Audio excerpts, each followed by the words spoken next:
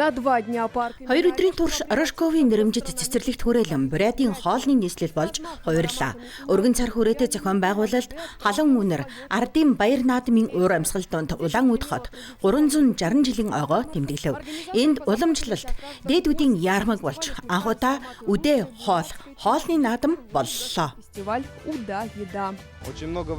Наадмын нэрийг сонгоход бид нэлээд хугацаа зарцуулсан. Их шилэнтэй сайхан нэр олсон нь үдээ юм. Учир нь үдээ гол бол манай хотын дүүргүүдийг хүмүүсийг холбодог гол мөрнүүдийн нэг. Үүнтэй адил манай хоолны наадамч бүгд найрамдах улсыг нэгтгэж байна. Цаашлаад бид Орос даяараа нэг ширээний ард цугларч бие биедээ үндэтгэл үзүүлэн баяр хүргэдэг болоосай гэсэн санааг энэ наадам чингээсэн юм а.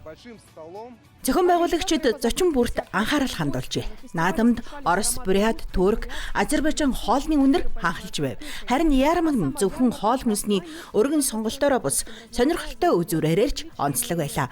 Зочдыг 19-р зууны уур амьсгалд аваачих тоглолтыг танилцуулжээ. Худалдаачтай асарт болсон жүжигчилсэн үзүүлбэрийг үзлээ. Их сайхан байсан. Сонирхолтой, хувцснууд нь ч гоё. Би өөрөө ойдлчин болохоор надад бүр ч их таалагдсан. Бүх зүйл сайхан байлаа. Так интересно, молодцы. Мөн зочид тоогооч нарын ур чадварын өрсөлдөөнийг сонирхох боломжтой байв. Ялагч нь Хабаровск хотод болох олон улсын нэр хүндтэй Амурын галтгоо тэмцээнд хотоо төлөөлөх эрх авах юм а. Харин яармгийн 2 дахь өдөр угсаатны яармаг болон үндэсний тоглоомын наадам боллоо. Зочдыг баярын бялуу, бууцны хэлбэртэй амттан 3 метрийн урт роллоор дайлжээ. Өдрийн төгсгөлд бүгд найрамдах хятад ард улсад аялах эрхийн бичгийн эзнийг тодруулсан байна.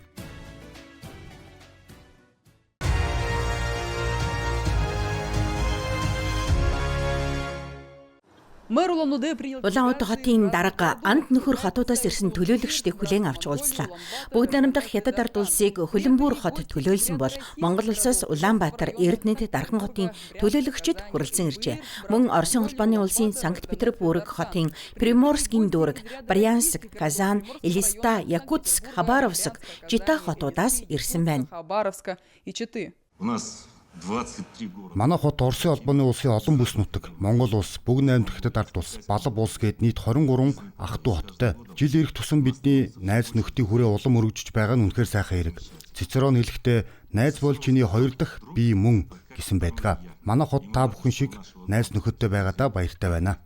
Уулзалтын үеэр хотуудын хамтын ажиллагаа, харилцан туршлага солилцох асуудлыг хэлэлцлээ.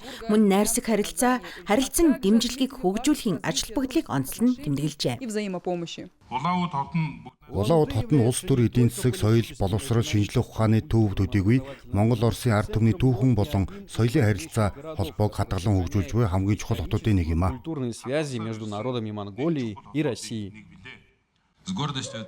Элиста улаан үд хотуудыг ахан дүүсийн бат бөх харилцаа олон жилийн нөхөрлөл холбож байдгийг бахархалтайгаар тэмдэглэмээр байна. Хэдийгээр 1000 гаруй километрийн зайтай ч манай хоёр нийслэлийг үндэсний уламжлалын залгамж чанар, олон зууны түүхээ хүндэтгэх хандлага, өвөг дээдсийнхээ соёлын үеийг нандинан хамгаалах үзэл нэгтгэдэг. Зочид Бурятийн нийслэлтэй тогтоосон олон жилийн найрсаг харилцаа, хамтын ажиллагааны үр өгөөжийг онцлон тэмдэглэлээ. Энэний үр дүнд дэд бүтээц эдийн засгаас эхлээд нийгэм соёлын харилцааг бэхжүүлэх хүртэл бүхий л салбарт харилцан туршлага солилцож байна. Төлөөлөгчид Улаан үд хотын 360 жилийн ойд баяр хүргэлээ.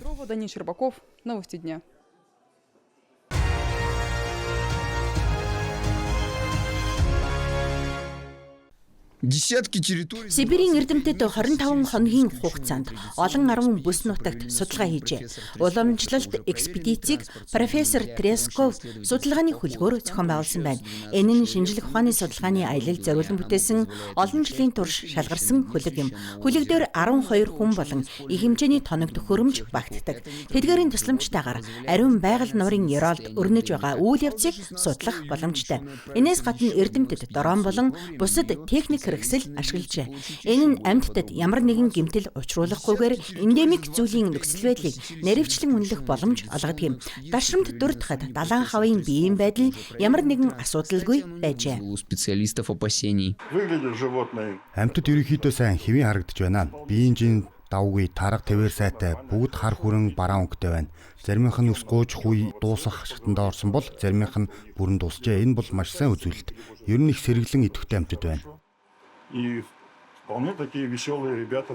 Вместе с учеными... Байгалийн музейн эрдэмтдтэй хамт Хойд Кавказаас ирсэн залуу мэрэгжилтнүүд ч судалгааны аялалд оролцжээ. Судалгааны баг нуурын баруун эргийн Соснавая болон хүрсэн байна. Гэвч тэр үед байгаль нуурын мөс бүхэлдээ хайлаагүй байсан тул цааш явах боломжгүй болжээ. Гэсэн хэдий ч судалсан бүсүүдээс эрдэмтэд 300 гигабайтаас давсан дүрс бичлэгийн материал цуглуулж чадсан бөгөөд энэ нь далайн хавууд дэлхийн дулаалд дасан зохицож байгааг харуулсан байна. Тюленевы исправляются. Получили очень много кадров. Бид далайн хавын зам төлөв, биеийн байдал болон бусад олон мэдээллийг агуулсан маш их хэмжээний дүрс бичлэг цуглуулсан. Миний бодлоор сайн үр дүнтэй судалгаа боллоо. Үүнийг өмнөх экспедицүүдийн үр дүнтэй харьцуулан судлах боломжтой шинжилгээ ухааны судалгаа үргэлжилж байна. А уже 16... Харин 6 дугаар сарын 16-нд эрдэмтэд дахин нэг экспедицэд мордох гэж байна. Энэ удаагийн судалгаагаар амьтдын нөхцөл байдлын талаар илүү дэлгэрэнгүй мэдээлэл авахыг зорж байна. Энэ нь эндемик зүйлийн тоо толгойг хамгаалахад маш чухал ач холбогдолтой юм. Специально для программы новости.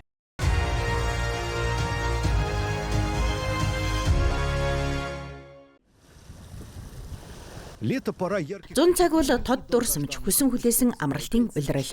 Өөр байгалийн хязгаарын оршин суугчид хотын хөл хөдөлгөөнөөс түр холдож, улс орноороо аялж эсвэл гадаад орноор явахыг мөрөөддөг. Гэвч амралтыг бүхэлд нь баллаж мэдэх халдвар төвчин тусах эрсдэл өргөлж байдаг. Ийм зүйл Юлия Янченкод тохиолджээ. Тэрээр дөнгө халдвараар өвчлсөн байна. Девушка переболела денге. Это случилось в Таиланде.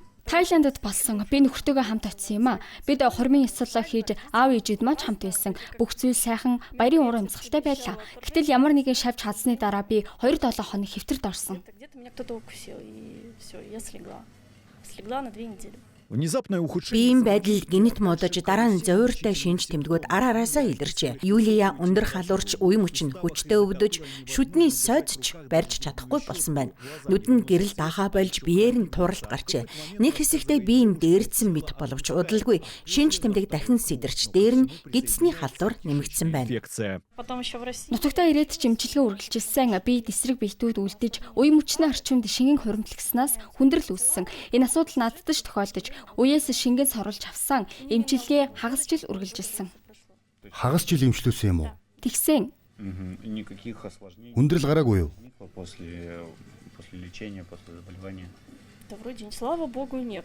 Бурхны авралаар гараагүй. Дээрээс нь миний биед эсрэг биет үүссэн учраас энэ өвчнөр дахин өвчлөхгүй. Есть антитела, и я больше не буду им болеть. В жарких странах риск. Халуун орнуудад дөнгө болон тэрнтэй төстэй халдвар төвчнөр өвчлөх эрсдэл өндөр байдаг. Чиглэг, дулаан уур амьсгал нь хумхаа, шар жичрэг, чи гүн гуяа зэрэг өвчнийг тээгч шавжруудын хувьд хамгийн тохиромжтой орчин болдог. Энэ бүхэн бүтлгүй жуулчдад онооцтой аюул учруулж болзошгүй. Амралт амь насны төлөөх тэмцэл болж хувирахаас хэрхэн сэргийлэх вэ? Энэ асуултын хариуг Оросын холбооны улсын хэрэглэгчдийн эрхийг хамгаалах албаны мэргэжилтнүүд мэднэ. Юуны өмнө амрах гэж байгаа улсынхаа халдвар, тархвар судлалын нөхцөл байдлыг сайтар судлахыг зөвлөж байна. Провести отпуск. Юуны өмнө эрүүл ахуйн дүрмийг чанд мөрдөх хэрэгтэй. Шаардлагатай вакцинуудтай хамрагдсан эсэхийг шалгаарай. Үйл дүүрийн савлгаатай цэвэр ус хэрэгэл, хоол хүнсээ бүрэн болгож боловсруулдаг гэдэгтээ итгэлтэй, кафе, хоолны газарт хооллох нь зүйтэй. Жимс хүнсний догоог сайтар угааж хэрэглэх хэрэгтэй. Мөн заавал эмийн сантаа явах шаардлагатай. Гидсний халдвар, халуун бууруулах, харшлын эсрэг эм болон ариутгагч заавал байх ёстой. Энэ нь зөвхөн халуун орнуудаар аялахад төдийгүй Орос доторх аялалд ч хамаатай. Учир нь өвчлөх эрсдэл хаач байж болно. Цэвэр ус ууж, гараа тогтмол угааж, жимс ногоо түлхүү хэрэглэхийг зөвлөж байна. Тэгвэл 100 цаг бүх утгаараа хүндрэлгүй өнгөрөх болно.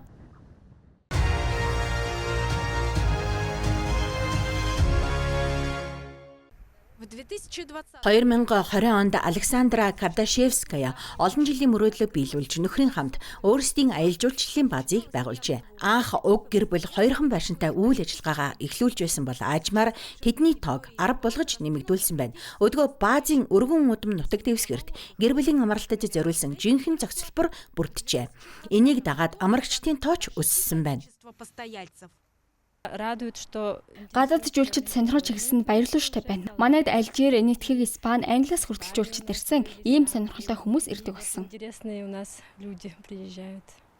Тэдний сонирхлыг юу татдаг вэ? Нааша юунд татагдаж ирдэг вэ? Тэднийг байгалийн сайхан л татдаг да. Мэдээж гадаадын жуулчид Якутийн амралтын өвөрмөц угсаатны онцлогийг өндрөөр үнэлдэг. Одоо бол жирийн Браунхаус эсвэл Глимпингер хэнийгч гайхшруулахгүй. Тиймээс бизнес эрхлэгчид түүхэн орчинд бүрэн автах боломжийг санал болгож байна. Жишээ нь жинхэнэ Якут балааганд амрах санал танд ямар санагдаж байна? Оросоос жуулчид ихээр ирдэг болжээ. Якутыг ихэвчлэн Москва, Санкт-Петербург, Екатеринбург болон төвийн бусад томоохон хотуудын оршин суугчид зорин ирдэг байна. Эрэлт нэмэгдэж байгаа гол шалтгаан нь Бүгд найрамдах улсын брэнд болсон онцлогуд юм. Эси ах баяр, хүйтний туйл, үндэсний соёлыг сурталчлах ажил зэрэг нь зочдыг татахад бодит үр дүнгээ өгч байна. Мөн якутчууд өөрсдөө ч дотоодын аялал жуулчлалын идэвхтэй оролцогч болжээ. Энэ юуны өмнө голын аялал, байгальд гарах аяллуутай холбоотой. Мөн сургуулийн аялал жуулчлал манад маш сайн өгдсөн. Сурагчид ихэвчлэн амралтын үеэр аялдаг. Өөрөөр хэлбэл хаврын болон намрын амралтаараа аялалд гардаг юм а. Зарим үед урсгал нь нэлээд их байдаг бөгөөд нэг өдөрт хэд хэдэн ангаар ирэх тохиолдол ч бий. Гэхдээ энэ бол аялал жуулчлалын компанийн байр суурь юм. Харин Александра арай өөр бодолтой байдаг. Тэрний үзэж байгаагаар якутчууд Бүгд найрамдах улсынхаа нутаг дэвсгэрээр аялах тэмч дуртай биш. Ялангуяа өвлийн улиралд дулаан бүс нутгийг зорихыг илүүд үздэг байна. Энэтэй маргах аргагүй. Манантай хасах 40 химээс нарлаг нэмэх 20 хим рүү очихыг хэн хүсэхгүй байх вүлээ. Хэрв нутгийн иргэд өвөл манайд олноор ирдэг бол хүйтнийг сурталчлах тогтолцоо бий болох байхаа гэж боддог. Учир нь өвлийн аялал жуулчлал манайд төдийлөн хөгжөөгүй. Ялангуяа дотоодын аялал жуулчлал манай олон улсын үйлчлүүлэгчид өвөл ирдэгч нутгийн жуулчид цөөн байдаг. Александра Кардашевскаягийн аялал жуулчлалын бааз зуны улиралд нийтдээ 2500 хүртэлх амрагч хүлээн авах хүчин чадалтай. Энэ жил бизнес эрхлэгчид энэ тоог 3000-д хүргэх зорилт тавьжээ. Учир нь ийхүү жижиг зорилтуудыг шатараатай хэрэгжүүлснээр нэг том зорилгод хүрч болдгийм байна.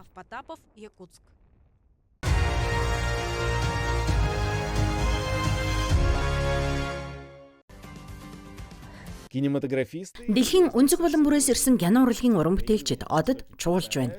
6 дугаар сарын 12-нд Бүгд найрамдах Хятад ард улсын зүүн хэсэгт 28 дахь удаагийн Шанхайн олон улсын кино наадам альбомсоор нээлттэй хийлээ. Энэ жил тус наадамд 125 улс бүс нутгаас нийт 4100 бүтээл ирсэн байна. Анх удаа Ган, Мозамбик зэрэг улсын кино бүтээлүүд хөтөлбөрт багтсан нь наадмын олон улсын цар хүрээг уламт хэлж байгааг харуулж байна гэж зохион байгуулагчид үзэж байна. Энд ийм гайхамшигтай уур амьсгалд байгаадаа үнэхээр баяртай байна. Энэ бол үнэхээр гайхалтай кино наадам. Шанхай бол кино урлагийн баялаг түүхтэй дэлхийн хамгийн агуу хотуудын нэг. Кино урлагийг алдаршуулахын төлөө дэлхийн өнцөг булан бүрийн хүмүүсийн цуглардаг юм а. Энэ жилийн Алтан цом шагналын шүүгчдийн бүрэлдэхүүнд 16 улсын 21 шинжээч ажиллажээ. Шүүгчдийн зөвлөлийн дараагаар Хонконгийн жүжигчин Лан Чаовэй ажиллаж байгаа юм. Ойрын өдрүүдэд би багийнхаа хамтаар дэлхийн өнцөг булан бүрээс ирсэн кинонуудыг үзэж өөр соёл иргэншлүүд кинонд урлагт ямар хувь нэмэр оруулж байгааг үнэлэх болно. Шанхай бол кино урлагтай салшгүй холбоотой хот. Би ч мөн энд хэд хэдэн кинонд оролцож байсан бөгөөд олон мартагдчихгүй мөчийг туулсан юм а. Наадмын хүрээнд Шанхай хот болон янзын мөрний бэлчир бүсэд 420 гаруй киног 1600 гаруй удаагийн үзүүрээр танилцуулна. Мөн кино үйлдвэрлэл дэх хиймэл оюуны боломжуудыг танилцуулах зорилготой EA Studio нэртэй шинэ хэсэг энэ жилээс ажиллаж байна.